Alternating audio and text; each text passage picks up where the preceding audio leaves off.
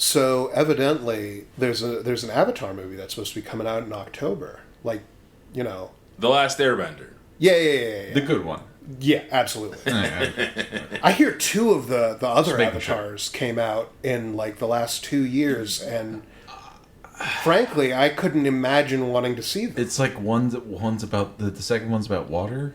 Or The Way of Water. Yeah. And then the other one's fire, which is I don't know the theme of that. They're flying again, or so the Avatar sequels, Avatars 2 and 3, Way of Water and Fire and Ash, were supposed to be one movie, but then that would have been like 6 hours. So James Cameron was like, then I'll make it 2 movies. And they're like, James Cameron, you only wrote 1 movie though. And he's like, it's fine. I'll do the same movie again, but this time with the fire guys. Anyway, in terms of like good Avatar stuff, a new movie was supposed to come out in October, and then some hackers got into Nickelodeon, and evidently, like the new Avatar movie, they got it. They done hacked it. I think they released it online for free. I haven't looked into this beyond like I saw like some headlines about it. So we haven't watched it yet, so no spoilers, don't worry. Which, he had mentioned this earlier, and it was, my first thought was like, wow, can you imagine if Anonymous like actually accomplished something? Right? Yeah, God bless. Which these anonymous hackers they done it. Have apparently gotten the Avatar movie, which is the big get. That is a pretty big get for fishing. And it seems to be another instance of them trying to like sabotage Avatar a little bit on the Nickelodeon end, because yeah, dude, they straight up have it out for that franchise. There has to be someone on the upper up who's just like, I don't want any of that anime bullshit on my network. Like, did you guys even know they were working on an Avatar Aang movie? No fucking clue. Yeah, no. And it's like one of the most popular, like it's a booming fandom. You can't make anything Avatar without like people being like, oh. And they just did a Magic the Gathering release that was like the set was Avatar: The Last Airbender, so you'd think they'd like there'd be trailers. Of course, teasers. they did a Magic the Gathering set. Yeah, dude, it's been Universe has been. We talked about it on the podcast. If you haven't heard that episode with our Dungeon Master Brody, you should take a listen. Rick Grimes is stronger than a bear. Sokka deserves to be stronger than Rick Grimes. I think so. Child Sokka with his boomerang and his meteor sword, he should definitely be stronger than Rick those would be like items. Those would be like equip cards. Does Rick come with a gun, or is he a one-handed man? But he automatically has a gun. Sokka had to... I think he automatically gets the boomerang. He'd have the boomerang, but he had to earn the meteor sword. Yeah, that would be the equipment. Maybe there's an upgraded version of Sokka where he's in like his uniform. After his arc. Yeah, that's it. So yeah, I guess we'll have some of our crime friends watch it and tell us about it. We obviously would never. No, we would never do such a thing as pirate media. That would be ridiculous. That'd be uncouth and immoral. And with that, welcome back to Sscryer's Room. I am your host, Famfare. I'm Kevin. I'm Mario. And today, I'm going to go back into the Skaven. That's right. The most couth of all. If this is not the final Skaven episode I'm doing, this will be the penultimate. We will be talking about the Grey Seers and the Verminlords. These are the ones that I have more of an inkling about, mostly because they're Tony loves them. I love them so much. So I've heard some. I've changed my avatar across most media spectrums into the grape that is just the Grey Seer. Yeah. It is adorable and I love it so much. I love the horns. They're so good. The Grape Seeker? The Grape Seer. It was right there. It was right there all along. God.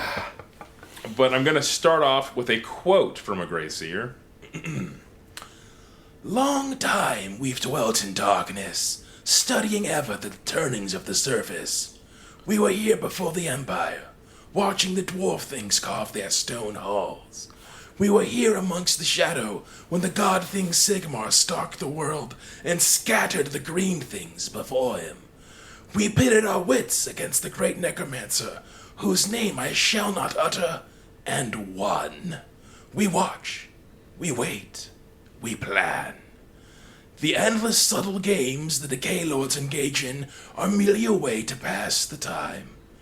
We have no need to conquer the surface world by force. We need only wait long enough for others to do it for us. allowing us to seize the spoils of your empire's ruin. For we are the children of the Horned Rat, survivors all, and as we were here before you, so shall we be present to see you fall. Grey Seer Actfear from Warhammer Fantasy Roleplay 2nd Edition, the Old World Bestiary. More like Grey Seether. We don't even need to be we could take over if we wanted. We're going to let them conquer themselves. We don't gotta. We'll be here. Pretty try-hard, right? Yeah, pretty yeah. try-hard. Yeah, someone's compensating. Yeah. I love it. I think say pretty generous there with his assessment of the Skaven. Yeah. We went against the Necromancer and we totally won. We totally won. Yeah. We beat his ass. He certainly didn't pick up his zombies and walk away. It wasn't a horrible war of attrition, which is what you usually do. Which, after we killed horrible by your standards. Which, after we killed him, he just came back. Yeah, he was So fine. did you actually win shit? Like, I mean, they mined all the Warpseer and Cripple Peak, so in that sense, they had a victory, but Pyrrhic at best. Pyrrhic at best. So the Grey Seers are the spiritual leaders of Skavendom.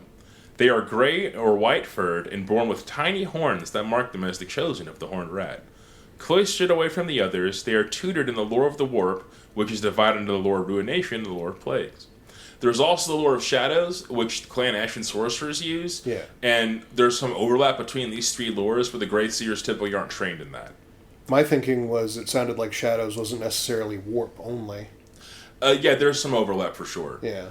Like Skitterleap is both a lore of Warp and lore of Shadows spell. Yeah. The path of the Grey Seer is one of the most treacherous in the Under Empire. Initiates are commonly killed during their apprenticeship, both by the rigors of their training, but also by the schemes of their peers. If competition between Skaven and the Warrens is fierce, this is doubly so for the cloisters of the Grey Seers. Those that survive are perhaps the most dangerous ratmen of all. An apprentice is required to walk the labyrinth of the Horned Rat to be fully initiated as a Grey Seer, and should they negotiate all of these tests, prove their fitness to guide, and some would say rule, Skaven society. This is the one this is the most active encouraging of backstabbing behavior, Skaven family, I think. Yeah, absolutely. This is the kind of Skaven that they're like, okay, so you know how we told everyone else to backstab as much as they can to get what they can? It's double for you. Anyone, and I mean me even, you should betray. Just anyone. All right, get in there, kid. And then you just set him free with a bunch of others, like, just like race. I'm sure the Grey Seers is like one in what they are born, you know, like a Grey Seer, like a. I couldn't tell. Maybe 1 in 1,000, possibly shorter than 1 in 1,000. Then we gather them up, and then they kill each other. Like, easy money. What? It's like they're the most rare. They're the rarest one, That's and how we find the good ones, and the dude. most valuable. And frankly, the ones that don't get stabbed in the backs. they must be better. Yeah. There's a gameplay mechanic in the roleplay that actually leads to this, like the logic and thinking behind like why this is the case. So I'll go into that in a few minutes. That's great. Grey Seers often commandeer whole clans to further the agenda of the Under Empire. They claim to have the authority and the will of the Council in mind, but it is all to the case that the Grey Seers are advancing their own power gains. Wise Clawlords will comply with at least feigned loyalty, for who can argue with the will of a god? Who would risk his wrath by ignoring his emissaries? They can tell God on you. Dude, yeah. They're the only ones who definitely can. Yeah, they will threaten to tell Dad, and that kind of just drops the mic. Everyone else is like, I'll tell the high squeaker himself, and you're like, you'll tell no one, you dumb fuck, and you cut his head off. Meanwhile, these guys are like, we'll tell God, and you're like, you better not. Yeah, no, you won't. No. There is a belief among some dwarven researchers that Grey Seers are actually a subspecies of the main Skaven line, granting them more potent abilities. The Grey Seers themselves appear to believe this and actively propagate it across the Under Empire. In addition to living longer, Grey Seers appear to take longer to physically develop. Cratch from the Thanqoul novels was considered young at the age of 8, whereas most other Skaven would be considered middle-aged. I mean, so there's a theory that like a more advanced intellect comes from like a prolonged adolescent period. That's why humans are adolescents for so long. Yeah, I've heard that before. Makes sense. And obviously you got to give a couple years for those horns to like siphon off all your calcium for your bones. Prior to the end times, Grey Seers alone had the ability to summon a Verminlord, a rat demon of the Horned Rat. Grey Seers use this fact as a threat to the other clans, for if their will isn't abided by, they will go tell Dad. It is a little-known fact that Grey Seers fear doing so just as much, if not more so, than their lessers. For Verminlords are the quintessential Skaven and epitomize the duplicitous and backstabbing nature. No Skaven warlord wants to be caught anywhere near a Verminlord, so the threat of summoning one is usually sufficient to persuade even the most scrutinous into seeing the Grey Seer's point of view. Like we said, I'll go tell Dad. Yeah. Do what I say, or I summon the rat demon and nobody wins. And this is very much like the game physics of being a child with siblings, because it's very much, I'll go tell Dad, and they're like, you better not. But inside your head, you're like, I better make them hit me first, because if I wake up Dad for nothing, he's going to be crazy. And it also matters specifically, you are the favorite one. It's not like, oh, we think no, they are the favorite one. Yeah. So if they tell Dad, he'll probably listen. Yeah. But all you're going to get your asses beat. And what was it, like summoning the Verminlord is like, I also have this uncle. I'll tell Uncle Bob, don't get him involved. Yeah, don't get him involved. He's insane. Uncle Bob spanks with a closed fist. So I'm going to talk about their magic a little bit. Only Grey Seers and Clan Sscryer are allowed to use magic, as noted in the Black Pillar of Commandments. Clan Pestilence is an exception to this law, utilizing the lore of Plague. While other clans weasel their way into spellcraft, the Grey Seers are most notable magicians in Skavendom. To the Skaven, all magic is sourced from their fickle god, the Horned Rat. Self-serving dogma aside, the truth is that they utilize the winds of magic blowing from the Chaos Gates and implement the Dar into their practices. Warpstone is also used to fuel their arcane sorceries, with only the Grey Seers utilizing it without any, or with minimal, consequences. The lore of Warp dabbles into the lore of Plague and the lore of Stealth, harnessing the power of Warpstone to great effect. The older and more practiced one becomes in the lore of the Warp, the longer their horns grow. But so too does their dependency on ingesting Warpstone to fuel their abilities. It's your crack power level. Yeah, 100%. They're just Snowflame. Yeah. If anyone, there's a DC villain called Snowflame. Hero, more like. No, he's not. Sure. No, he's but yeah, he's powered by cocaine. Yeah. That's his whole thing. Absolute His hero. superpowers, and he's like a Colombian drug lord. Yeah. Powered by cocaine. Apparently that's what a Grey Seer is. Subtle. Yes. He's a Grey Seer in his own way. Yeah, in his own way. I'm going to go over some of the petty spells as highlighted in the Warhammer Fantasy Roleplay. Gotcha. So there is Favor, where you gain a skill or steal another Skaven's favor given by the Horned Rat. So in the role-playing game, there is a mechanic called Favor. So in the Warhammer role-playing games, there are mechanics called Fate Points, where basically if something happens, you can spend a fate point to kind of fudge the roll, right, try to make it actually work out instead of not having your ass die. And Skaven, Skaven player characters, at the beginning of a session, the GM will say, okay, pick a number between 1 and 10. And each player will pick a number between 1 and 10, and then he'll secretly roll a dice, and if it matches, you have the favor of the Horned Rat, and you basically get a free fate point. Oh. The spell Favor steals that from the other players. Right. Yeah. Dad said it's my turn with the fate point. Yeah, exactly. So yeah. It normally will give you a 5% additional perk to whatever skill check you're doing. No, it'll be mine. But yeah, if you're playing with the favor mechanic and someone else has the favor of the Horned Rat, yeah, you just steal that shit. It's yours now. Get fucked. Dad likes me now. Everyone agrees it's more important that I survive this. You'll be fine. Or the place that you occupy will be fine, at least. Exactly. Then there's Ghost Flame, which conjures a small blob of green fire that drips viscous fluid. This can be thrown at the foe, but otherwise generates light for up to an hour like a torch. It's the cute little ball flame. Green, horrible flame. And before you ask, yes, you can throw it at someone. And then there's the Mark of the Horned Rat. Opens weeping sores on the target's forehead. The Grey Seers use this to mark their messengers. Oh my goodness. Fun, right? It's just like a little blood sigil on your forehead so that you know that you've been chosen. It's like what do they say? Thank you?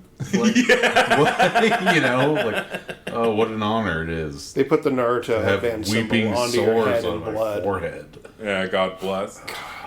And then there's Rat Thrall, which summons an ordinary brown rat. The caster may communicate with the rat and it must obey all of the caster's commands, even if it would cause its death. Such missions are limited by the rat's intellect, so it can't do anything too complicated. Right. It's not going to crack a safe for you. Yeah. But it will crawl into someone's mouth who's sleeping. And then get bitten and give him plague. Yeah.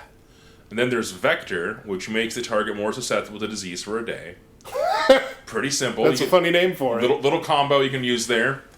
And then there's a Rack, which that causes the target to experience a jolt of searing pain. Doesn't do damage. It just makes them. Pain? It's just yeah. Just inflict harm on them. That's a little bit what like original Force Lightning looked like. Yeah, a little bit. The Emperor's like, now you are in pain and are visibly damaged in no way, and he's just You know, it's just the nice version. Yeah. Question mark? Is it? Yeah, no permanent damage, just agonizing pain. And this is a petty spell, it's called, right? Petty spell. That's a very... Basically a cantrip from D&D. Yeah, that's a very funny thing to make, like... And obviously I'll take the one that causes, like, pain with no other benefits. Yeah, one of your cantrips is just taser.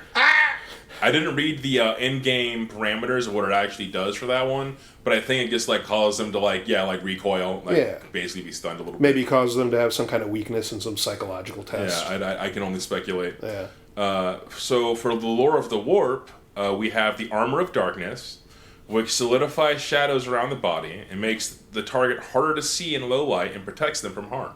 Okay, I have a pitch for you that just flashed through my brain right there.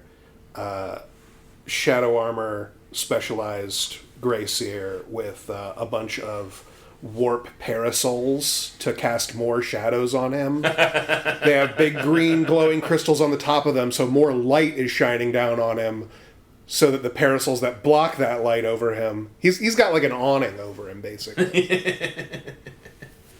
It's a pretty good move. It sounds like a pretty good move, like the turtle ship. And then there's Crackling Doom, which sends an arc of green energy to all opponents within 12 yards, possibly stunning them. This is the Warp Lightning. Yeah, big AoE. Yeah. Then there's Death Frenzy, one of my personal favorites. And I love Death Frenzy so much that I am incorporating it in the novel that I'm currently working on. But I don't call it Death Frenzy, I'm calling it something else. But it is effectively the exact same damn thing. Yeah. Fills the target with horrible ravenous hunger. It's the black hunger, but juiced up. They will fight to the death and even beyond. So basically, he just inflicts the black hunger on somebody. Oh. And they go fucking insane. Does the somebody have to be a Skaven? So presumably not. But Yeah. it typically only affects the Skaven. It only comes up with that. But presumably not. It just makes you that fucking rabid and that fucking angry that you just go fucking insane, and then you just start attacking anything in sight. I bet that would tear ass in a greenskin camp. Oh, baby, yeah. Just make him go fucking bonkers. You make one of them go crazy while he's causing the distraction, you sneak around to the other end, get somebody else with it. So on the tabletop, Death Frenzy has had many iterations. So in Warhammer Fantasy Battles, one of the special rules is called Frenzy, which basically makes you immune to psychology. So like fear and stuff, you don't care about fear, you don't care about terror, you don't care about any of that. And then you get an additional attack to your attack characteristic. Most people only have one attack, so adding one to that is literally doubling it. Yeah. And Death Frenzy gives you +2 to your attack characteristic. Oh. So all of a sudden you have a unit of horrible, stupid slaves that are basically useless. Doing minimum 3 attacks. But now they're swinging 3 times Yeah. each. And just sheer flurry of blows. You can drag down opponents they have no business beating, and they only cost 2 points, so anything you get is basically a win. But the issue is you lose, like, I think it's D3 or D6 every turn. Right. Because they're just killing themselves. Yeah. They're so angry and irate that they're just thrashing and killing everything on their side, including each other. You're burning them up as a resource. Yeah, exactly. And then in Age of Sigmar, they had Death Frenzy. The current version, I don't believe works this way. They changed it in 4th edition. But in the previous editions, if your model got killed, they would immediately fight. and like out of sequence and just swing back. So it was super powerful because I would Death Frenzy my Storm Vermin, and another like melee like swinging unit would come at them and swing on them and just fucking slaughter them, like just like tear through my Storm Vermin. Not realizing they've activated your trap card. And then they killed themselves in the process. Yeah. It would happen so often where, like, witch elves would come up and do their ballistic ninja, like, fucking sexy-ass elf blade dance, and then the entire unit wiped itself because my Death Frenzy killed them. It was so... Especially when it was, like, a big monster or something, I guess, like, charges and just stomps them, and then all these halberds just bite into it as he's, like, half my unit is gone, your monster is now gone. Get fucked. So satisfying. The next spell is Flensing Ruin. Flensing? Like removal of skin flensing? Yes. Green ribbons of warp energy tear flesh from the bone over the course of several rounds. So basically it's like a discus, like spinning warp buzzsaw thing that's just like lashing flesh up from bone. Pretty metal. Goodness. Yeah, it just sounds horrible. I feel like you could easily use that mechanic, like just the mechanisms of that spell, you could use that to just kill people better, but they're like, no, we want their skin. It has to be horrible. It has to be awful. And then another one of my favorites, Pestilent Breath. Yeah. A poison cloud bellows from the caster's mouth, ignoring armor.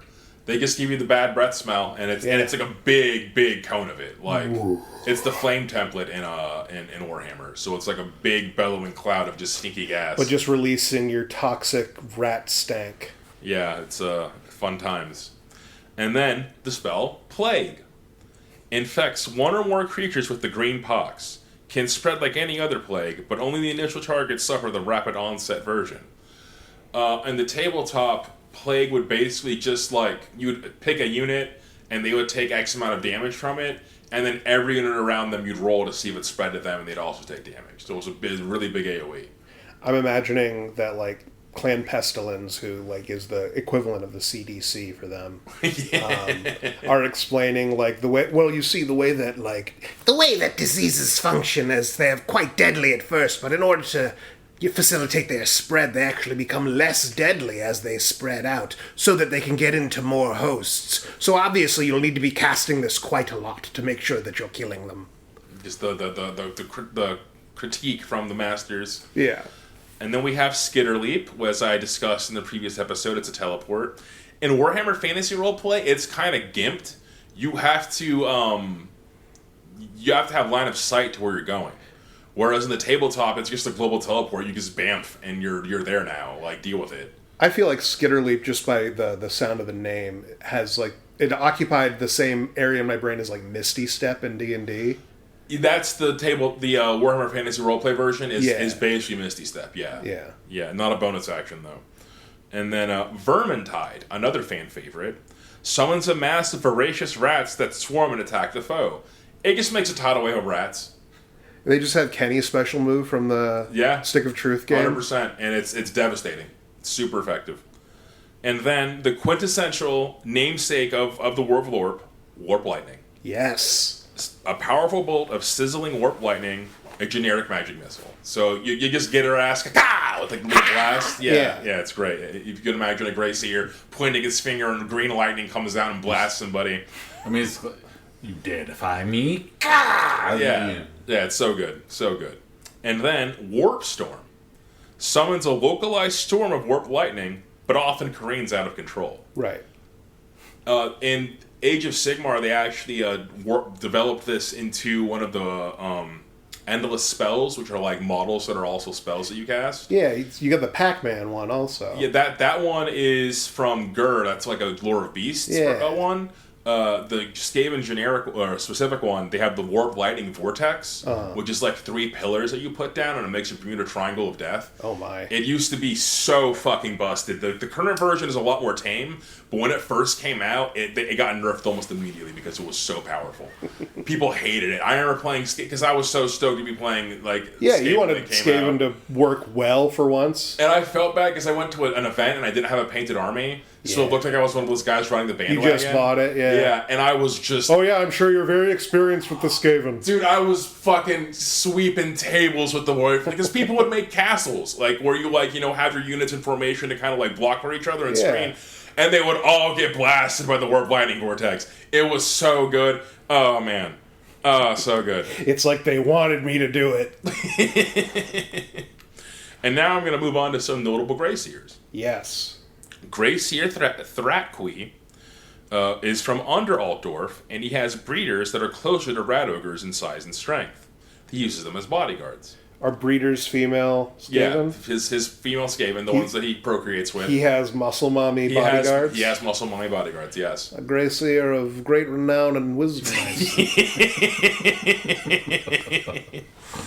He works to undermine the Grey Ascendancy, seeking to milk the humans for everything that they're worth. So when Thanqoul progresses him in the novel, he's basically like, Thanqoul, buddy, guy, you're thinking about it all wrong. We can't go and conquer the humans. They're too useful. They give us stuff. We can milk them. It's fine.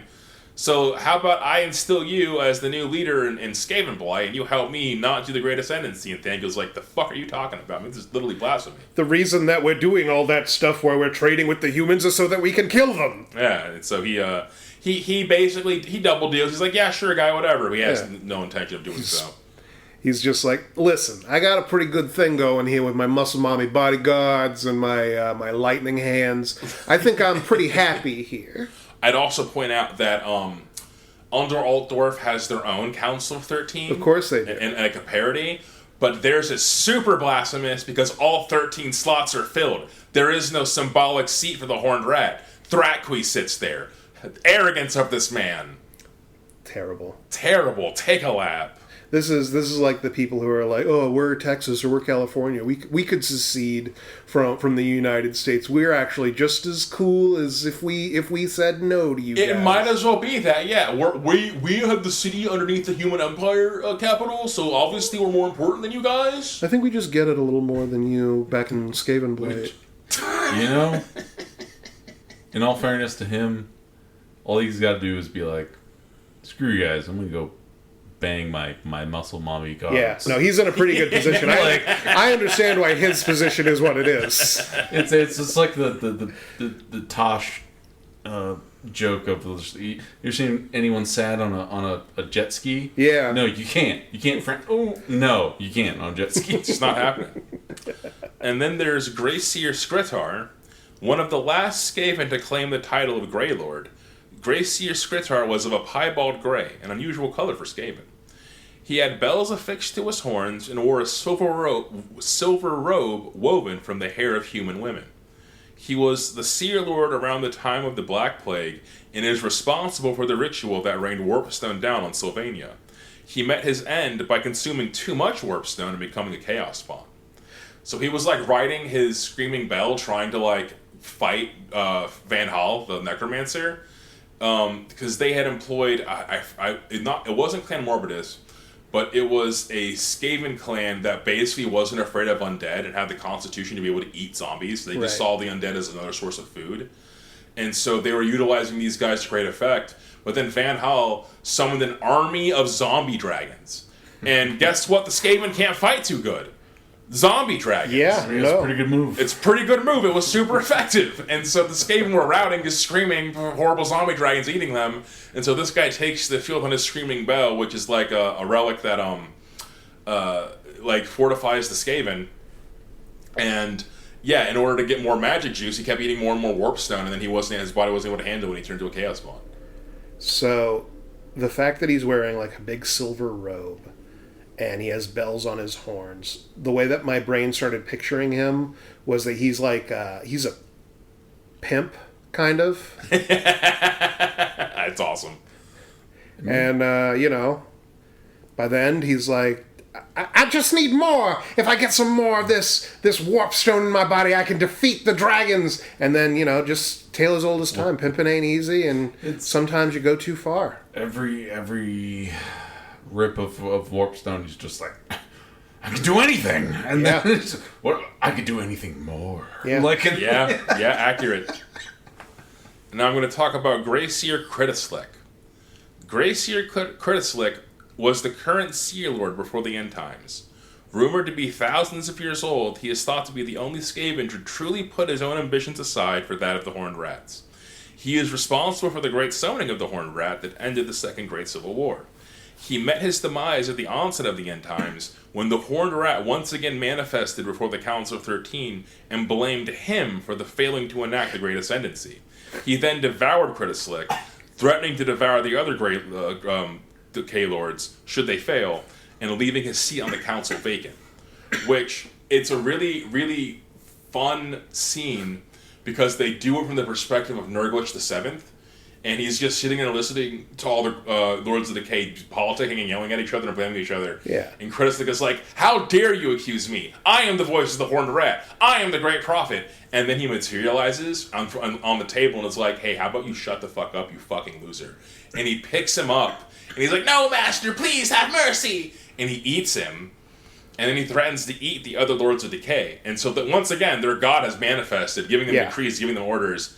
And Nurglitch's first thought is, there's an empty seat on the table. I gotta fill that. Yeah. And then all of them go about the rest of the book trying to take that seat. They kind of listen to the Horned Rat, but they're too preoccupied of ultimate power. Yeah. I get another say on the council. Which, man, I love that he was the most loyal. Yeah. To the... There's no benefit put to being aside loyal his as a own Skaven. ambitions. That is not a real thing. Which is insane as a Skaven. Yeah. That meant he was sick. They had And to it get didn't rid of save him. him. Yeah, it didn't save him. And his reward was, no, I'm going to eat you. Yeah. Which... Very Skaven. The message to me, it would be, if I was a Skaven, would just be like, well, fuck everyone, I guess. Like, it's all about me, baby. I also like that as part of this, he's like, and also they don't get to fill the council seat, so it's like, and of course we're ruled by the Council of 13, and it's 11 members. Yeah. That's, even, like, saying you're ruled by a Council of 13 with 12 members, okay. 13 is auspicious, maybe there's a reason for it. And then, yes, there is. God sits in one of them. Okay. But 11? Awkward number. I think you guys just don't know how to count. They're bad at it. Yeah, you're rat guys, I'm sorry. Now, I have made a little bit of a mistake in my script. I did not write anything about the Screaming Bells. I just realized this, so I'm going to take some time to talk about the Screaming Bell. So, one of the things the Skaven use in battle is this big altar that has a giant, like, magically cast bell called the Screaming Bell. And basically, it'll ring, and the only creatures that find the ring appealing are the Skaven. Everyone else thinks it sounds horrible and like just dissonant. It sounds like a bunch chaotic. of rats are ringing a bell. Yeah, and it'll rupture your eardrums and drive you insane. But the Skaven fucking love it, and they get energized by it. And it's like nails on a chalkboard to everyone, but to them it's Burning Man. Yeah, they're just rocking out. Accurate. I love this song, and you're like, song?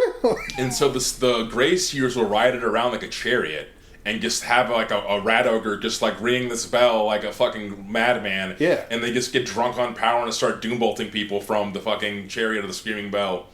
And up until very recently, like only in the recent version of the game, does the Screaming Bell move by itself. You would have to put it in a unit, and then and then they have to pull it? They're pushing it around. and specifically... It's not even a vehicle. It's like just an obstacle. And they would run it into shit. So you would charge, and this thing would just slam into whatever it's charging and start running things over.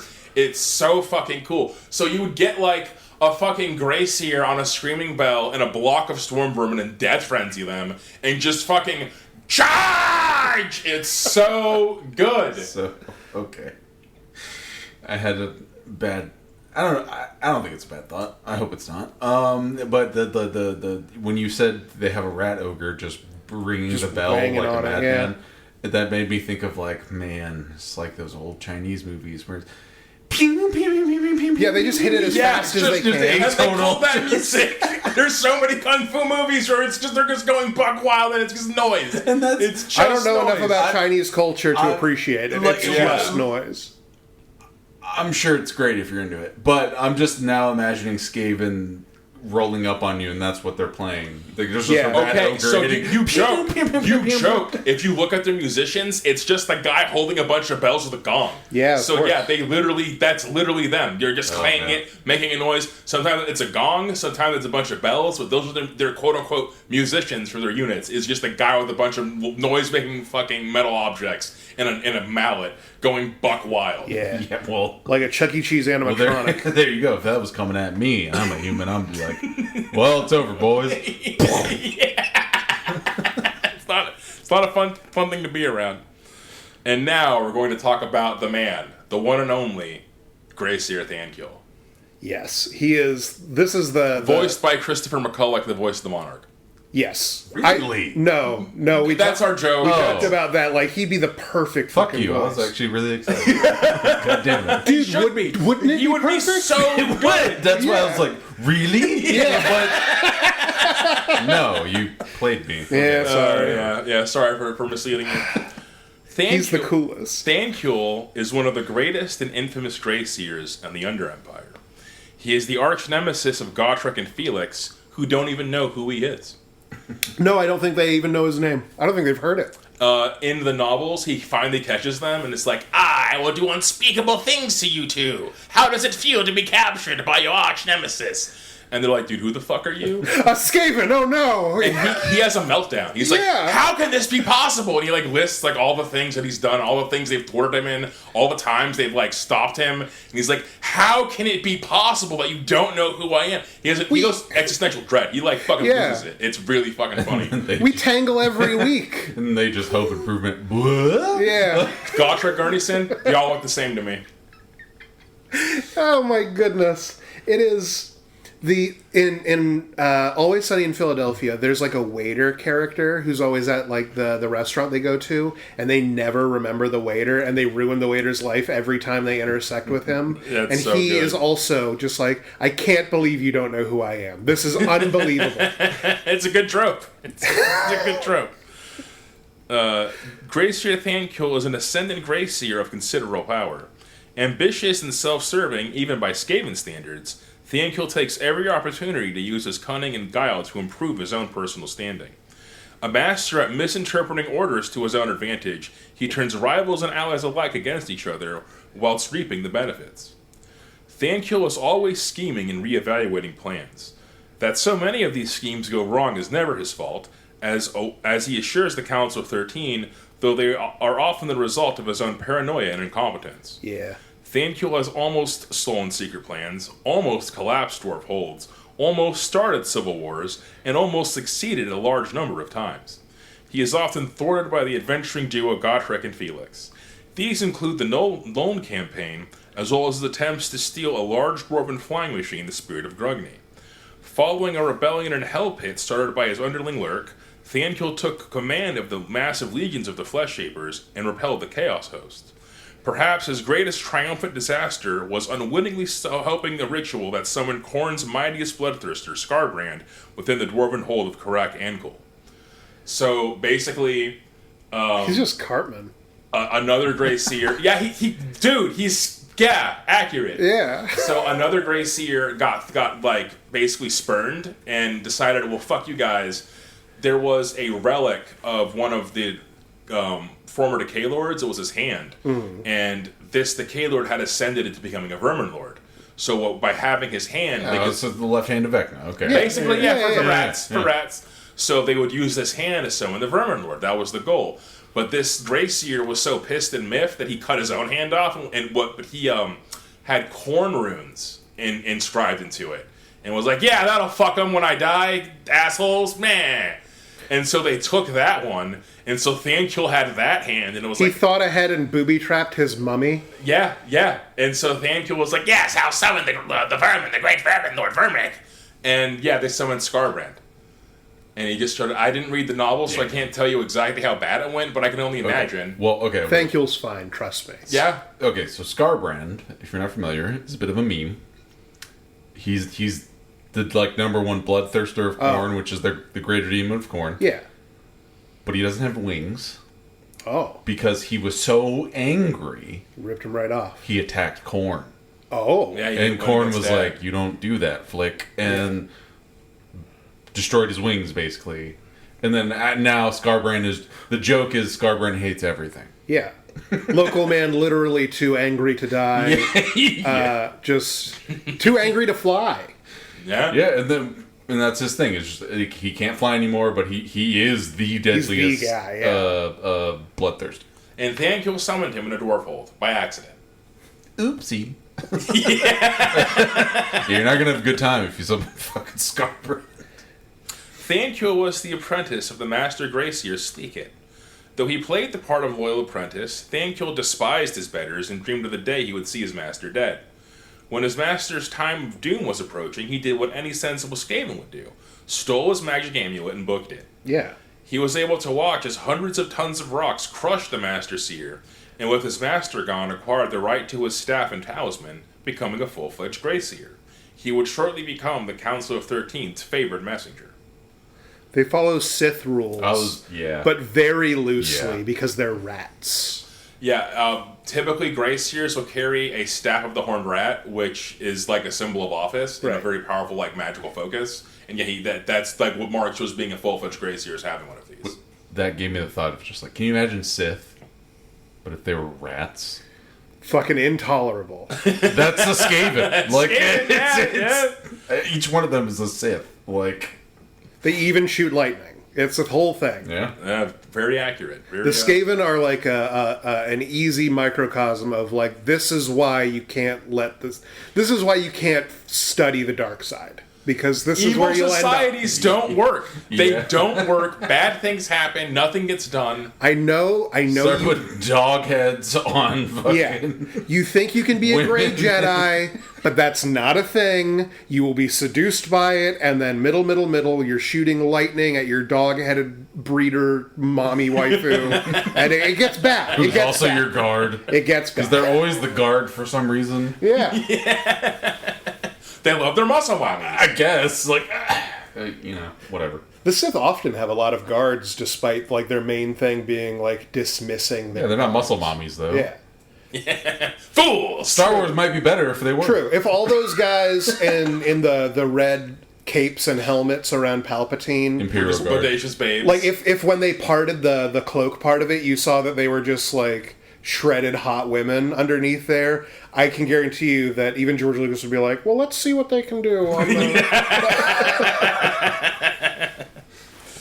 Thranqueil keeps a rat ogre bodyguard by the name of Bone Ripper. Yeah, Bone Ripper! Over the years, many rat ogres have been given this name, often incorporating the remains of their predecessor into their creation.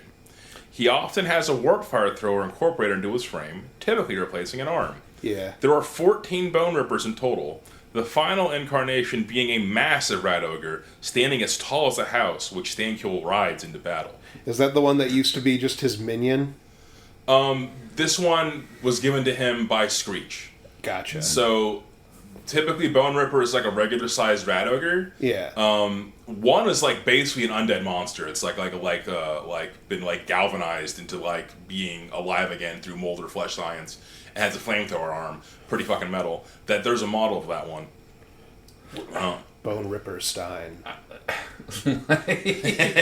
Basically, it's just it's so ridiculous. Just I don't know. Like his response to everything is just like, well, what if I just dunk in Idaho my rat ogre over and over and over again. He just welds some of like whatever he was able to like get out of the explosion. Like what? Just welds it onto the new one. You're Bone Ripper now. Congratulations. And so I was doing some reading. I actually pulled up Gotrek and Felix Skaven Slayer, like this the first novel that wasn't an anthology. It was called Skaven Slayer, and I was reading through it trying to get some information for this episode. And I came across Chang Squeak, which we mentioned in the previous Skaven episode about Eshin. Yeah. And I had mentioned that he was part of an Eshin Triads group. And I was losing my mind about them and some implications about them. Well, I got some more details about that reading this book. So, the reason why Chang Squeak died from Warp Lightning was because Thranqueil blasted him with Warp Lightning. That will do it. Yeah. So during the Nolan campaign, Thranqueil ordered Chang Squeak to capture the chief breeder, Countess Emmanuel of Nuln. After botching the attempt, Thantquil blasted him with warp lightning during a costume party. It's really funny because the plan was Chang Squeak was supposed to put his scrying orb into the ballroom so that he could teleport a bunch of Stormvermin in there and take all the nobles of known hostage at once. Pretty good plan. Well, Chang Squeak accidentally put it in the privy for some reason. He put the scrying orb in the wrong spot, so Thantquil was rightfully pissed about this. And Chang Squeak knew that he fucked up, so he wanted to go see if he could steal Countess Emmanuel himself and then deliver her directly to Thantquil. So he goes to this balcony, and like two of like the partygoers come out and they see him, and he's looking at them, and they're looking at him. And he looked at me. And I looked at him. Yeah, 100%. And he's about to pull his knife on them. And they're like, great costume. They're great costume! Because they're drunk off their ass. They're like, wow, it's so realistic. And they grab his tail and pull it. And he's like, I don't understand a single word these people are saying. But he notices they're in costumes. And he's like, I'll play along. And so he puts his knife back and just like walks into the party. And he's just like hanging around. Just like, how do you do, fellow humans? Yeah. And you're like, dude, great costume. I put a lot of work into it. And then Thantquil eventually busts in and is like, where is your chief breeder? And then one of the people that he grabbed is like, what's a breeder? Doombolt. And then, where is your chief breeder? So the next one says nothing. Warp lightning. It's like he just bursts into a college party and it's just like, follow my demands. What? Yeah, like, absolutely. What? And the third person he grabs is like, no, master, please don't blast me. And he's like, oh, it's Chang Squeak. Bah! And he blasts his ass. I'm imagining also that by the time that Thantquil has like burst in with like his lightning at the ready, Chang Squeak is like at like, you know, like at the punch bowl with drinks, like being like, well, I suppose my line of work is a little bit... He did grab snacks. It's taking over my life, I suppose, a little bit, but you know how it is when you have responsibilities and they're like, we have responsibilities to the kingdom, it is treacherous. And he's like, it is treacherous. And then Thantquil bursts in and he's got like a canapé and like a little cup and he's like, oh no. And when it's like, oh no, a real Skaven. Get our friend in the Skaven costume out of here! Yeah. He's gonna be targeted! But it was funny because one of the first things he's like, wow, they have so much food, so much for the humans starving in here, and he just starts eating off the food tray. Yeah. It's good. And they loved it because they're like, of course, he's gonna eat a little bit messy. It's a big mask that he's wearing. Also, you know? I don't know if we addressed it already, but Chang Squeak? Yeah. What is that? What is that name? We talked a little bit about it, and I talked about how I kill me every time you said it. Like, my disrespect for the English leads me to infantilize their racism. It's something. But it's that's not what I would call a high effort name for your Asian rat. Yeah, for the Master Splinter, sure. Let's call him Chang. Why not? So after Chang Squeak was blasted by warp lightning, the other members of his triad group were dishonored and unable to find work, driving Chang Skreech to commit seppuku. Right. That's why he did it. Because they weren't able to get work anymore. Well, I mean... What? Okay, that's killing... Okay, to me that's the exact same as the South Park bit where the To Catch a Predator dude comes in, there aren't any brownies. Yeah. It's just like... They killed the dude, so it's just, we can't make any more money. I'm going to kill myself over it. I don't think we'll be able to find any more work, so I will obviously be killing myself. And Who was upset about And the last guy's like, so what? Do I also have to kill myself then? I mean... He sought out vengeance against Thantquil. Yeah, which happens in the books. And then he gets eaten by zombies somehow. You know what? They're fucked up Skaven. I bet like when the one was killing himself, the other one was like, thank you for this, because I really needed some direction, and vengeance is a great way to go. Yeah, you know. And the other one's like his guts are falling out, and he's like, no problem. Yeah. And now I want to talk about the Verminlords. Yeah. The demonic manifestations of the Horned Rat. These monsters are by far the strongest and most fearsome beings in the Under Empire. Like all demons, they are fragments of their related chaos gods, each one embodying the Horned Rat in different ways. Some are formed from the thoughts of the Horned Rat himself, while others are elevated mortals, often previous lords of decay. Though they are loath to step into the mortal realm, They are summoned, though rarely, to enact the Horned Rat's will upon reality. Verminlords are both majestic and disgusting.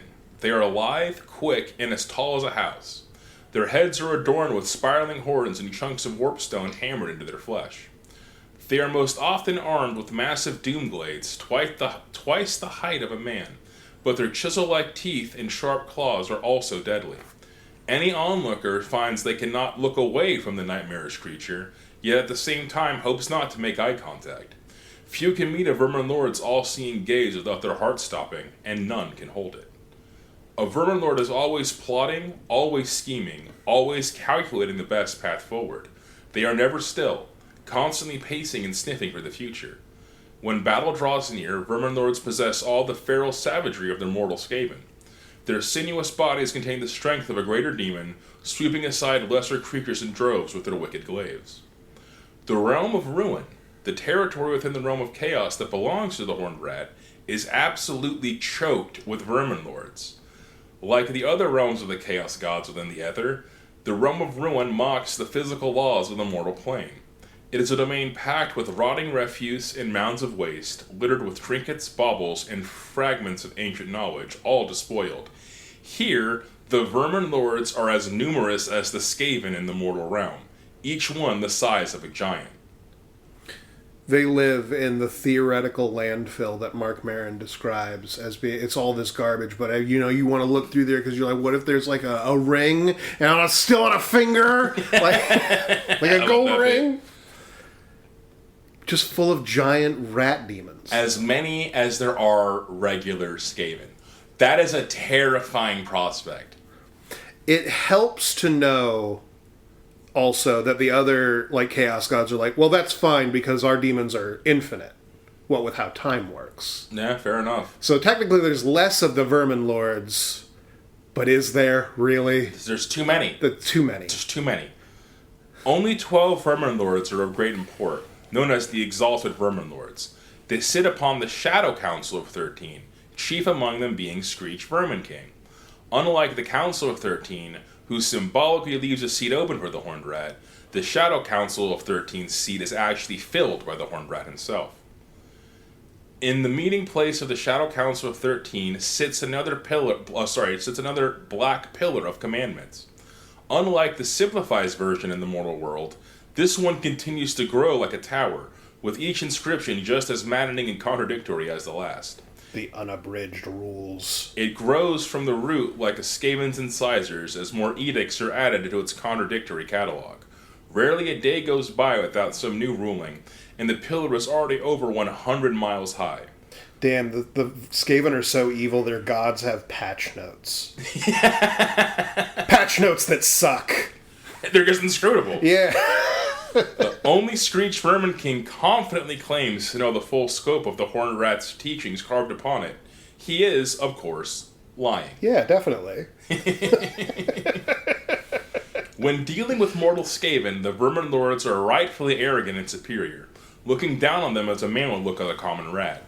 The mere presence of these demons alone is enough to frighten even the Grey Seers into compliance, so violence is seldom necessary.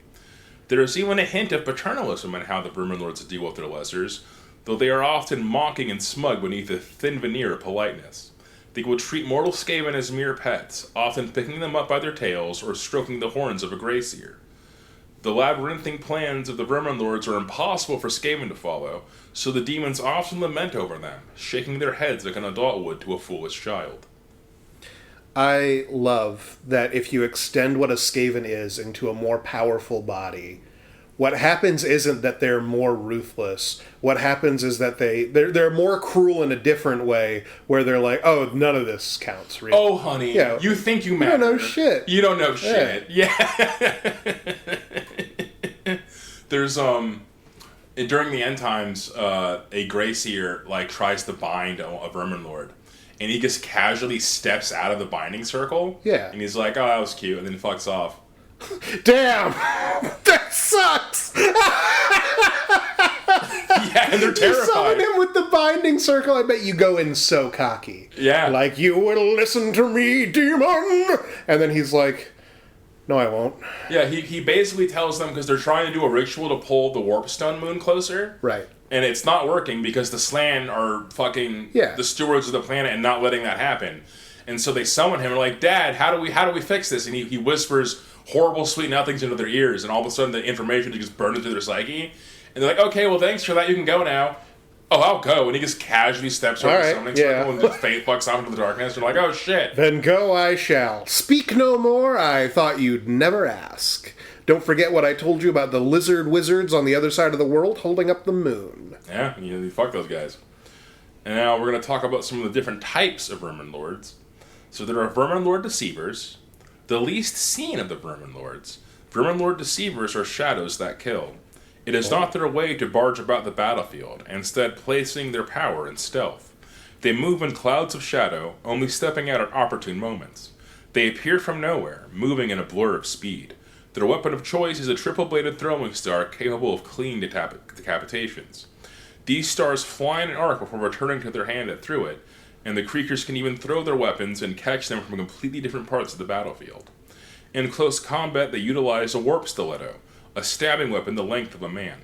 Its toxic nature ensures that the Deceiver can fell any foe with a swift stab, no matter how large. I love it's a stiletto. It's roughly 6 feet long. But they're quite large, you see. Yeah, exactly.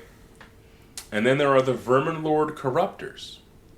Known as pestilent reapers in the colors of civilization, Verminlord Corrupters are disease made manifest. An aura of creeping sickness surrounds them, withering away all life. With but a word, they can spread some of the worst maladies in the old world, like the wrought-eye pox, the oozing twitch, and even the Black Plague. These Verminlords are severely decayed and have the least elaborate horns, but merely mentioning this to one of them will earn their endless enmity. Corruptors are the most likely than the other Verminlords to be on the forefront of battle, goading the Plague Monks into extreme frenzy. More sorcerous than most of their kin, they blend the might of plague magic with their dual plague reapers, sickle-like handblades, and a lethally efficient onslaught. This is... They love riling up the dogs. They love it. They can't get enough. Yeah. People tell you not to, but you get out there on the battlefield, all the monks they're so excited to see you. You rile them up real good. They go crazy. Go buck wild. It's a good time. Well, he loves it. Loves it. He loves it. Yeah. And now the Verminlord Warbringers. These ones are my favorite. They have always been my favorite, but learning about them made them doubly my favorite because they do... so... They bring war, I bet. That's not even why. Also known as Tyrants of Battle, the Verminlord Warbringer is the most common among the Verminlords and the most full of themselves. They have a fondness for dramatic entrances, striding into battle over cowering ratmen and striking heroic poses whenever possible. This is not merely pretentiousness, as lesser Skaven rally to the awe-inspiring sight of these avatars of their god. Thus can the sight of a Warbringer steady even the most cravenous forces. Warbringers are not zealous about leading from the front. They prefer to stride amongst the seething tide of ratmen, drawing strength from their mortal underlings. When they reach the front lines, few creatures can match their speed and strength as they cut through whole ranks at a time with their doomblades, or punching through larger foes with their mighty spike fists.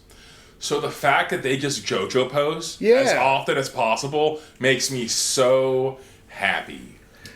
They just, take a couple steps, time to vogue. Strike a pose. Strike a pose. I think that it's really funny that these lesser vermin lords, as opposed to the 12 that count, all have the exact same personality, and I believe this is no coincidence. They have the exact same personalities as if a Skaven was just like a Superman. Like if they were Kryptonian Skaven, they would just behave the same way any of these Verminlords do. They're the same psychological profile. Yeah, it's great. They're just so much more flamboyant and extra because they can be. Because they can be, and everyone needs to know how cool I am. Yeah, I'm a 15-foot tall demon. Of course I'm going to be awkward. What are you going to do about it? Yeah, what are you going to do about it? Stop me? I'm a 15-foot tall demon. They strike a pose, and then all their dudes swarm you. It's so good. The fact that they're just dynamic entry, and then just strike a pose. It's so good. And then we have the Verminlord Warpseers. These great manipulators are the most inscrutable of all the rat demons, often found in the center of complex plots. All Verminlords are manipulative, but the Warpseers bring beguilement to new levels.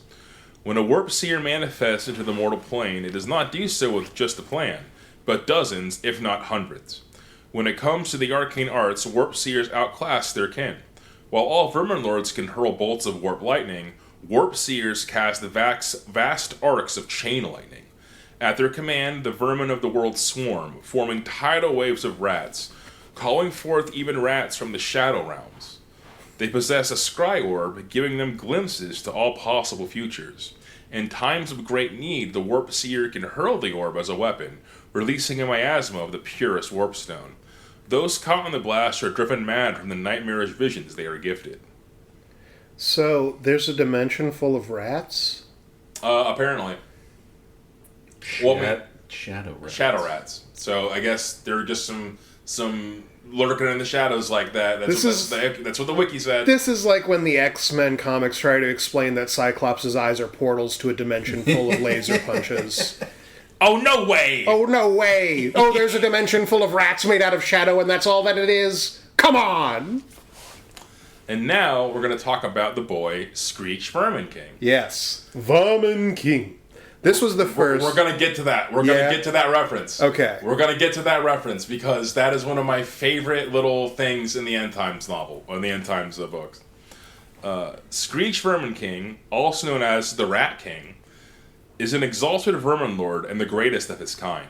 He possesses facets of all the great clans as he was born from an amalgamation of previous Lords of Decay. In the aftermath of Nagash's defeat at Cripple Peak, the Skaven grew strong and proliferated. Yet petty rivalries and internal strife quickly bled all momentum from Skaven progress. In anger, the Horned Rat plucked up each of the Lords of Decay and placed them into a dark hole within his realm, joining the two members that were killed by Nagash's magical backlash. They would remain there for years, pointing claws at each other and bickering. After a time, the Horned Rat relented, for after all, this council had surpassed the deeds of any other council that came before or after.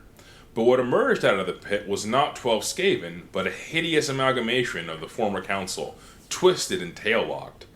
The Horned Rat deemed this would not do. They became a Rat King? His title is the Rat King because they became a Rat King. What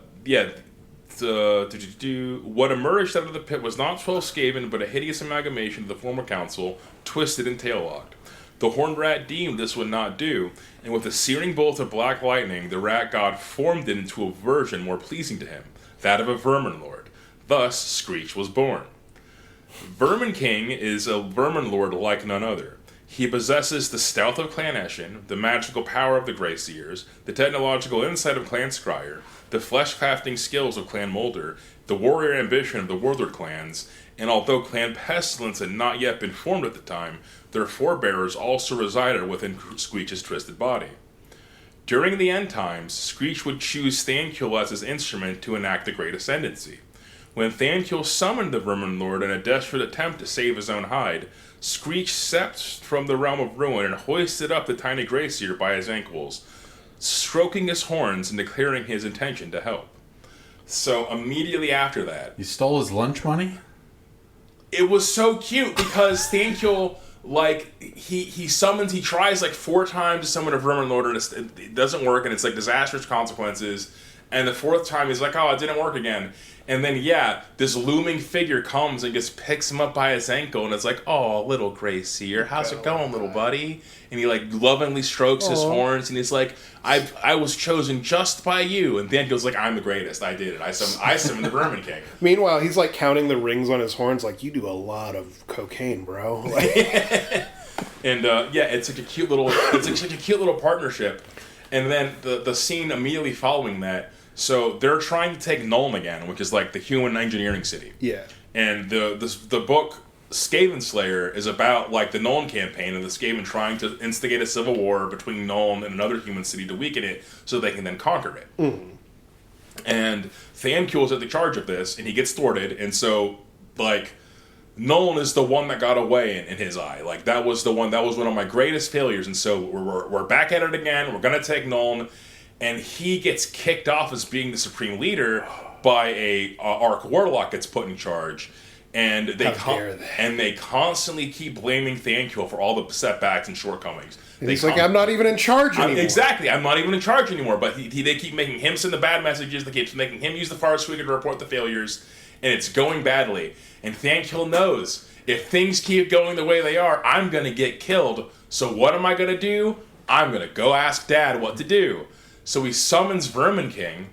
And the next scene is Thranqueil walks into the meeting room where all like the leaders, where all the leaders are, and he's like, the council has given us new orders, putting me in charge. And he starts like, here's the details of my plan. And like the actual guy in charge is like, wait, what the fuck are you talking about, dude? I'm gonna warp lightning your ass, like, motherfucker. And he like starts like revving up a bolt of warp lightning. He's like, you give me a minute to turn on my Iron Man gauntlet, and you are smoked, it's bro. It's crackling with lightning. Yeah. He's like, I'm going to doom blast you right now, you motherfucker. On whose authority do you fucking make these demands? And then the shadow over fucking, the menacing shadow over Thranqueil says, on my authority. And he reaches over and just squelches the warp lightning in his fucking capacitor. And they all see this giant demon claw just come out and do that. And so all the other Skaven are like, yep, obviously he's in charge.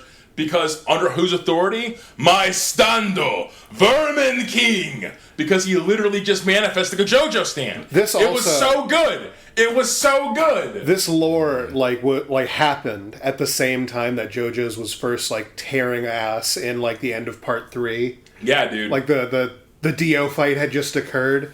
We were JoJo's mad at the time, and roll it out. Exactly.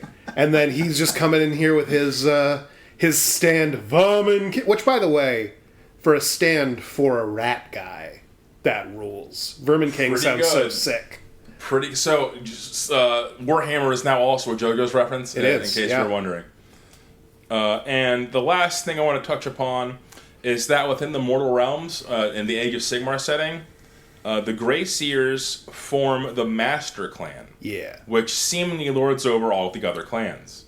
Only Grey Seers and Verminlord Warpseers are part of the Master Clan, and only the foolish dare risk their ire. And that's more of a gameplay mechanic thing for keywording. Keywords were a big deal in the original, and early Age of Sigmar. Right. And so that was the way they made that convenient for, kind of batching the units together. They also introduced the Clan Verminus, which is basically just the generic Warlord clans, and that's where the Clan Rats and the Stormvermin are in. So that was more like a gameplay mechanic thing. But, yeah. And with that, we're going to end tonight's episode. Thank you so much for listening. If you enjoyed the nature of this content, go and give us a like and subscribe on YouTube. You can go and give me a follow on Blue Sky, or you can support us on our Patreon. And I'd like to give a special thanks to our Patreon subscribers, our Aspiring Magic Champion, our Aspiring Magus Champion 1209, and our fellow Scryers, Madicate, Gary Gablino, Midnight Grimoire, The Greater Good Boy, Kino Majaro, Wayne Rickle Barsis, and my mom. Thank you, everybody. I love you. Bye.